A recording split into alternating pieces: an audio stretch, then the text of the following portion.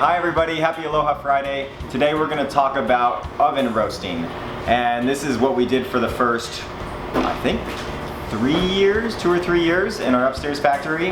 Well, what we do is we start at a much higher temperature and we actually work our way down. So we preheat the oven to 300, we roast at 300 for a while, for about 5 minutes, then we're going to drop it down to about 275 for another 15 minutes, and we'll be tasting it along the way.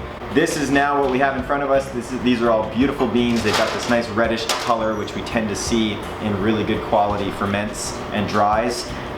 Everything tastes good. Based on these flavors, that's how we're gonna do a roast. And so now I've already taken out all of the beans that had little chips out of them or were already in fragments or flats.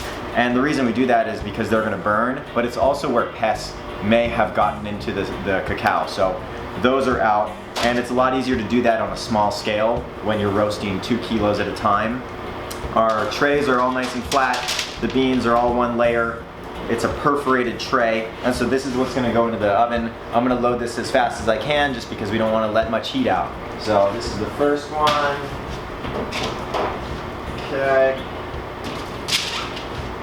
Now I'm gonna add our timer. We're gonna do 5 minutes. We're gonna get some heat going on there, and then we'll take it down from here after the beep, and we'll be trying it after about 25 minutes. So this is not my favorite way of roasting just because you can't control a lot of things.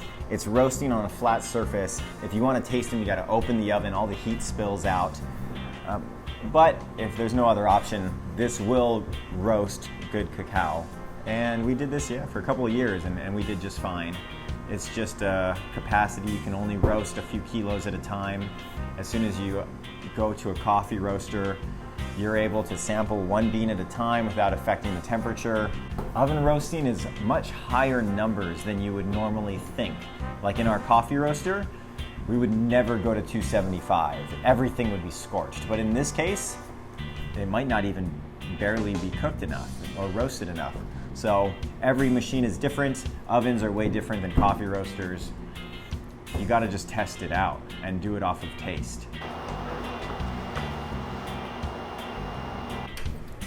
Starting to get the brownie smell, which is really nice. The shell is starting to peel off really easy, but it's still in this phase. I call it the leather phase just because it's very leathery feeling. It's got a lot of moisture in it still. So it's getting there. I'd say we're about halfway done.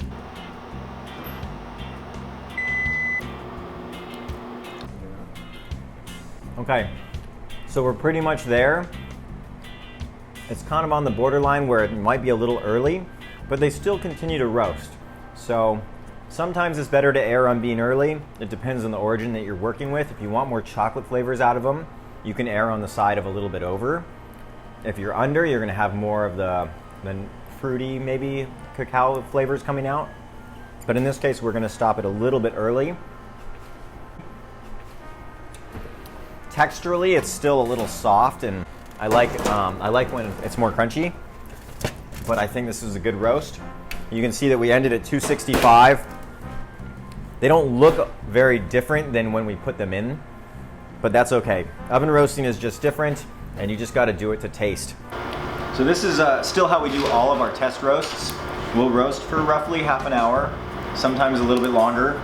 We'll then go through all the same steps of making chocolate at a bigger scale, where we'll winnow and crush and grind it. We'll use the little stone grinders, and this gives us a really good idea if we're gonna wanna work with that origin or not and buy 3 times or 5 times or 1 ton, whatever it might be. But gotta do a test roast and make chocolate on a small scale first in order to really get an idea of what you're working with. There you have it. That's oven roasting for you. Happy experimenting. Hope you learned something, and we'll see you next time.